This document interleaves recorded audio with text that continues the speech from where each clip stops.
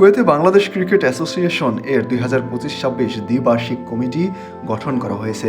10 March সোমবার আল রাই পৌরসভার একটি হলে অ্যাসোসিয়েশন এর সকল নেতৃবৃন্দের উপস্থিতিতে এই কমিটি গঠন করা হয়। পুরাতন কমিটি বিলুপ্ত করে সংগঠনের নেতৃবৃন্দ সংগঠনের উপদেষ্টা সাংবাদিক মঈন উদ্দিন সরকার সুমনকে দায়িত্ব দেন। মঈন সুমন দায়িত্ব নেওয়ার পরে সংগঠনের সকল সদস্যের উপস্থিতিতে সবার সমর্থনে নতুন কমিটি গঠন করেন।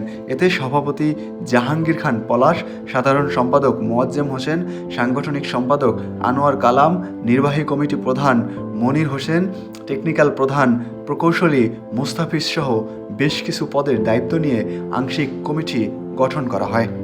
বাংলাদেশ ক্রিকেট অ্যাসোসিয়েশন কুয়েতে প্রবাসী বাংলাদেশি ক্রিকেট প্রেমীদের মিলন মেলা, যেখানে অসংখ্য প্রবাসী বাংলাদেশি ক্রিকেট প্রেমীদের অসংখ্য টিম রয়েছে যারা কুয়েতের মাটিতে দেশের সুনাম রেখে চলেছেন।